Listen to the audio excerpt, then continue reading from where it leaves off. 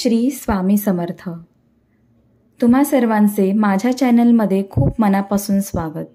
स्वामी कृपेने तुमचा आजचा दिवस चांगला जावो आणि तुमच्या सर्व चांगल्या इच्छा पूर्ण होत अशी स्वामीचरणी प्रार्थना करते आणि आजच्या व्हिडिओला सुरुवात करते. येत्या 6 मेला श्री स्वामी समर्थ महाराजांची पुण्यतिथी आहे. पुण्यतिथी म्हणजे नेमके काय? तर याच दिवशी श्री स्वामी समर्थ महाराजांनी देहाचा त्याग केला. भिवू नकोस, मी तुझ्या पाठीशी आहे. हे ऐकल्यावर असे वाटते आपण खरंच आयुष्यातील संकटांना घाबरत आहोत, रडत आहोत, हताश झालेलो आहोत आणि स्वामी आपल्या पाठीशी आहेत. हे वाक्य आजही ऐकल्यावर मनात बळ येतं परिस्थितीवर मात करण्याचं. सकारात्मकता येते. परिस्थितीकडे नव्या दृष्टिकोनातून पाहून तिच्यावर मात करण्याची. या अभयवचनाने सर्व भीतीच संपवली आहे.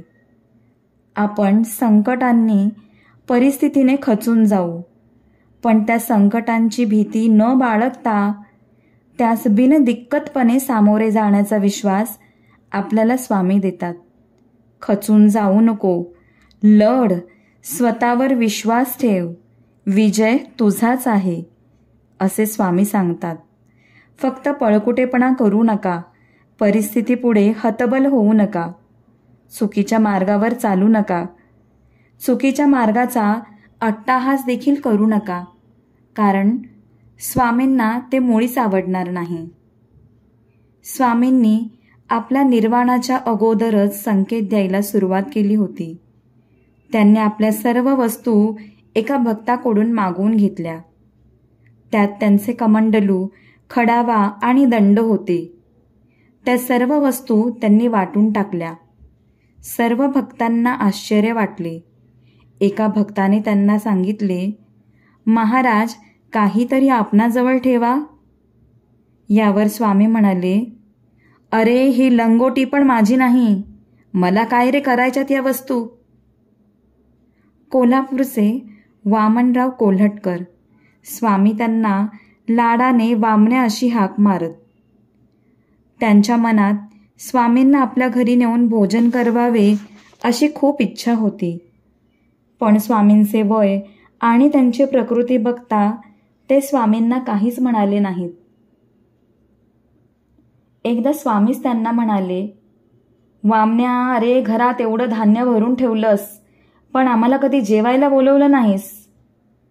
त्यावेळी वामनराव म्हणाले, महाराज, सर्व तुमचंच आहे, तुम्ही कधीही यावं. त्यावर स्वामी म्हणाले, असं म्हणतोस तर येतो गुरुवारी. भाकरी आणि ठेचा करून ठेव. वामनराव अगदी आनंदात घरी परतले. ठरल्याप्रमाणे गुरुवारी सर्व जेवणाची तयारी सुरू झाली. भाकऱ्या, ठेचा, वांग्याचे भरीत. ते दाम्पत्य स्वामींची वाट पाहत होते. स्वामी आले, पण ते एकटेच होते. त्यांचा भक्त परिवार त्यांच्याबरोबर नव्हता. वामनरावांनी स्वामींचे अगदी मनापासून स्वागत केले आणि विचारले, तुम्ही एकटे आलात? कुणाला बरोबर नाही आणलं? त्यावेळी स्वामी म्हणाले, तुला कशाला हव्यात नुसत्या चांभार चौकशा? भूक लागली आम्हाला, जेवायला वाढ. आणि स्वामींनी मनसोक्त भोजन केले. वामनरावांना भरून पावलं. स्वामींनी त्यांची इच्छा पूर्ण केली. पण स्वामी एकटेच का आले हा विचार त्यांना शांत बसू देईना.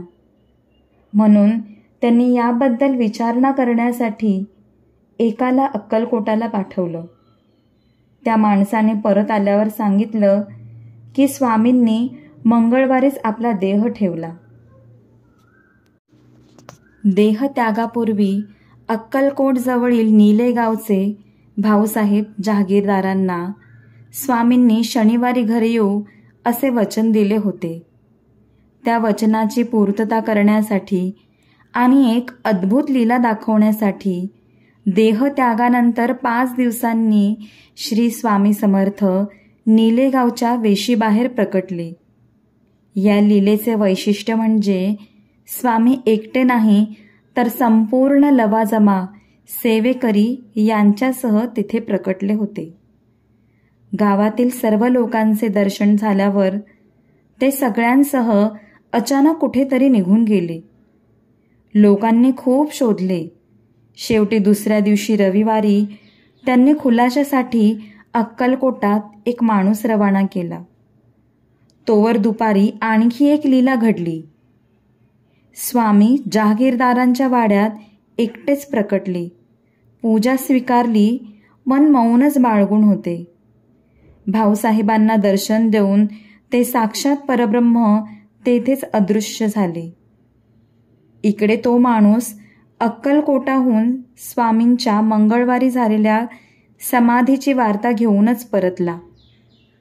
निडेगावच्या भक्तांना या अतर्क्य स्वामी लीलेचे आश्चर्य वाटून स्वामी प्रेमाने भरून आले. चैत्र शुद्ध द्वितीयेला चेलीखेड्यामध्ये प्रकटलेल्या त्या परब्रह्म मूर्तीने अतर्क्य, अद्भुत आणि बोलाबुद्धीच्या पलीकडच्या अनंत लीला करून शके 1800च्या चैत्र कृष्ण त्रयोदशीला मंगळवारी दिनांक 30 एप्रिल 1878 रोजी दुपारी 4-4:30च्या सुमारास अक्कलकोटी देहत्यागाची लीला केली. देहत्यागाची लीला म्हणण्याचे कारण म्हणजे श्री स्वामी समर्थांनी प्रत्यक्ष देह ठेवलेलाच नाही.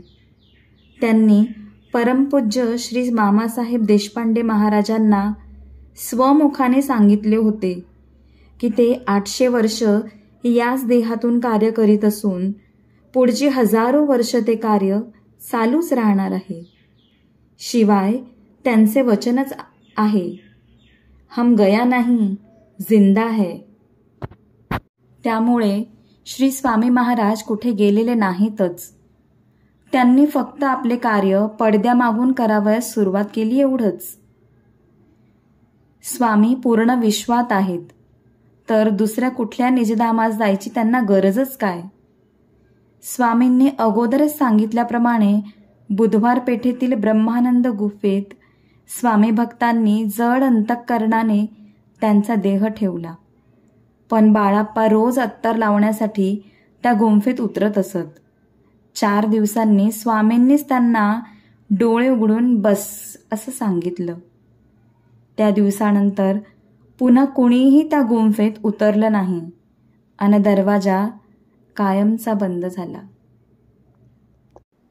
वडाखाली कर्जाळकरांच्या घरालगत छप्परवजा विश्रांतस्थळी मंगळवार 30 एप्रिल 1878 म्हणजेच शके 1800 दुपारी 2 वाजता चैत्रवद्य त्रयोदशी संपून चतुर्दशी सुरू झाल्यावर सायंकाळी 4:30 वाजता ही घटना घडली.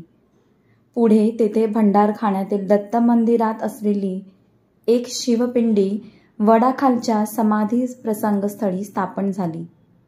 हेच स्थळ आज अक्कलकोटात वटवृक्ष देवस्थान नामे सुप्रसिद्ध आहे. व्हिडिओ आवडल्यास लाईक, सबस्क्राईब आणि शेअर करायला विसरू नका. पुन्हा भेटूया अशाच एका नवीन व्हिडिओसह. श्री स्वामी समर्थ.